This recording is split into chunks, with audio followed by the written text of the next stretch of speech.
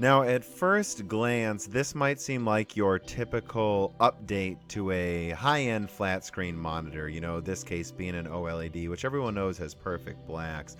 But this one is actually much more than meets the eye. It is, of course, as thin as always, but OLED has been perfected finally. And when I talk about OLED, please pay attention to this screen where you see the fireworks fading in and out. And this is recorded on an HDR camera, so that perfect blackness you're seeing, as if it's disappearing, is no mistake. It is perfectly disappearing. Even over a camera, it is pitch black. But we'll talk about that later. Now, when we talk about the specs, I'm going to skip over most of it. You already know it's OLED, you already know it's 4K, but I will say that means perfect viewing angles and pixel dimming. I mean, the pixels turn off. It's absence of light, not how low light can you get to. And the color is exactly the same at every angle. But most importantly, it has 4 times HDMI 2.1. That's right, 2.1. Nowadays, if you get a high-end display, you still see this like half of the HDMIs are 2.0, the other half are 1.4, can't even do 4K 60. Every single one of these ports can do 4K, 120 hertz, adaptive sync. HDR, no compromises. And that's how we should expect an expensive display to work. None of these ridiculous, if you're a PC gamer, G-Sync displays with a couple connections and only a couple of them can do adaptive sync, or these, like I said, these big flat screens that are like just dragging their feet at the newest connectivities. This is future-proofed. This allows you to game at 120 hertz right now, or 4K 60, HDR, no sacrifices to color quality.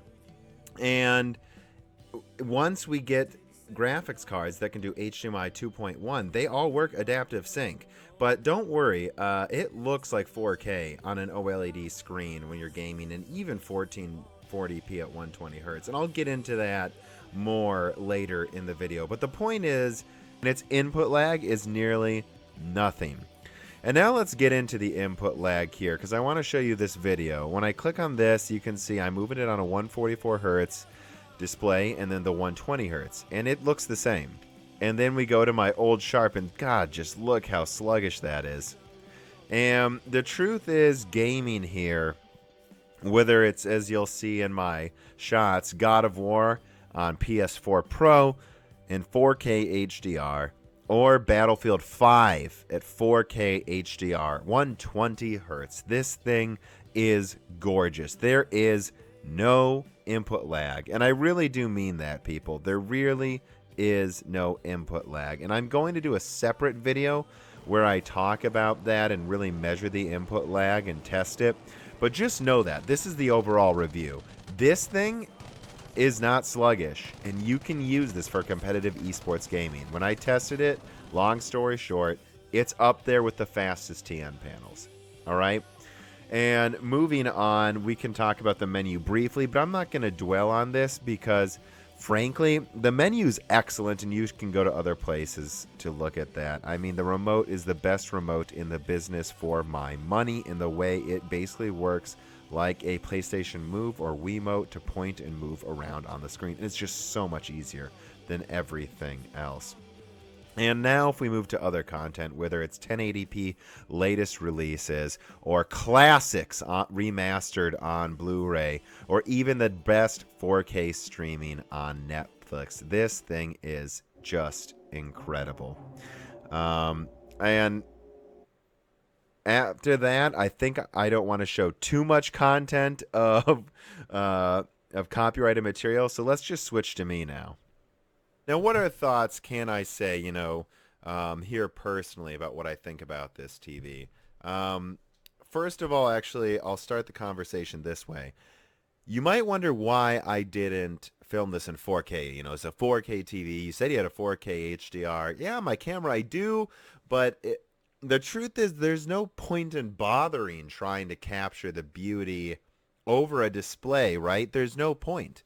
I can't convey it to you. That's how good it looks.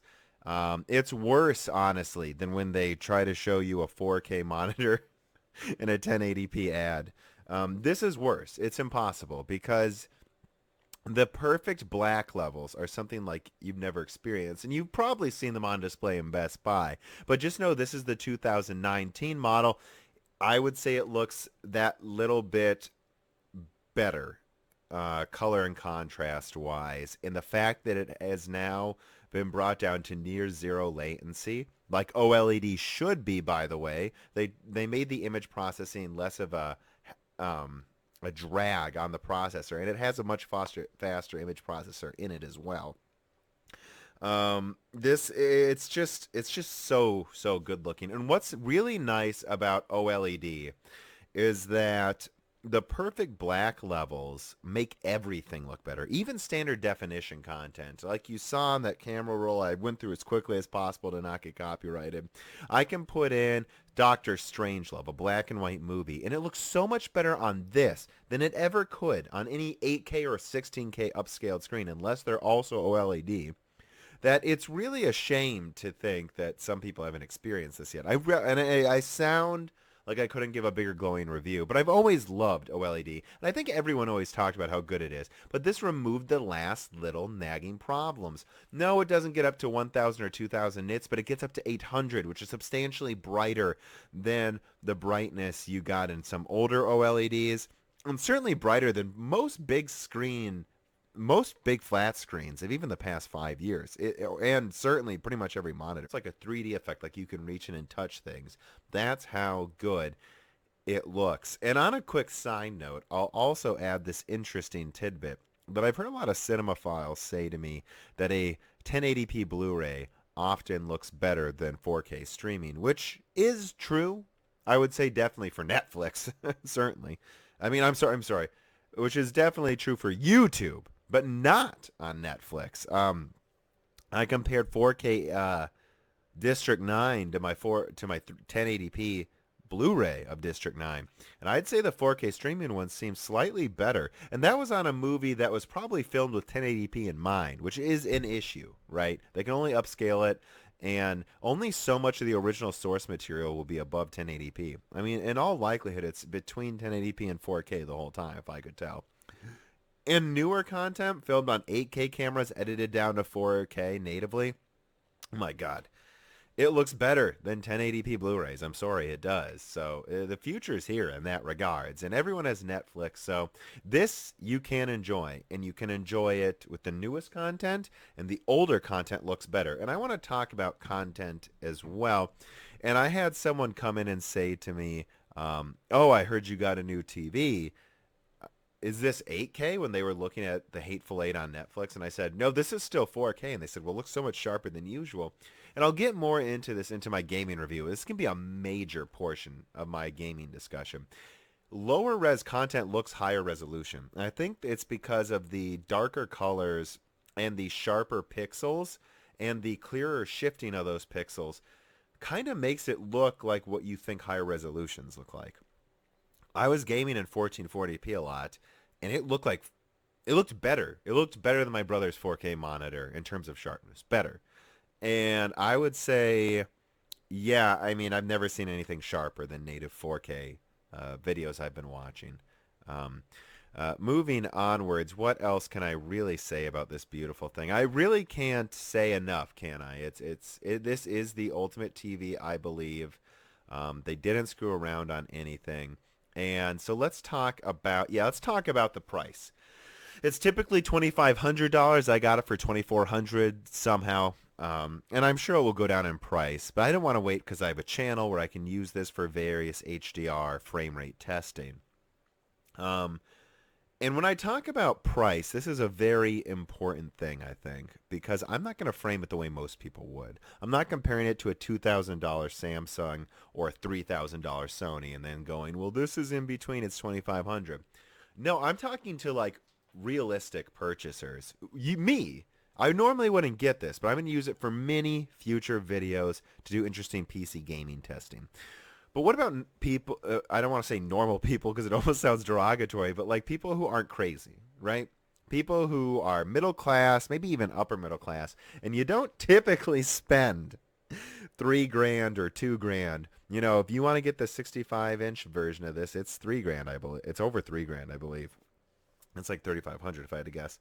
Is it worth it over the equivalent Samsung that's $1,400? Not the $2,000 newest model, those ones that you can get cheaper on Amazon for $1,000, or a Vizio that's 700. I had a Vizio before. They're pretty decent. Or a Sharp that also, if it's the right model, is usually pretty great. My previous one was a Sharp, and it had excellent black levels for a IPS TV, right? But what about going from that, right? A $1,000 TV to this. What I would say is it costs 2 to 3 times as much as most of your $800 displays. But if you have the money, it is worth it. And the other ones aren't. And I've used a lot of different TVs, whether it's at other family members' houses or my friends, and a lot of them have a lot of the newest TVs. And I can say I always was one of those people that got an $800 display, or a $500, honestly. I would do a lot of research, make sure it's on sale. It was typically more than that, but I get it. I'd lock that in at like $600 or something, and it'd be a great 4K display. Um, is it worth spending 4 times as much for this? And I'd say this is the first TV that it felt like it was, which was part of the reason I justified purchasing it, besides it being for my channel. Going from an $800 4K display to a $2,000 Samsung, no, I don't think it's worth it.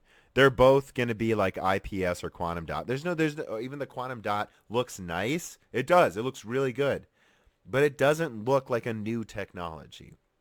I can say that because this has zero latency, effectively, because it's OLED, because and that zero latency gives it zero ghosting because of how the pixels shift.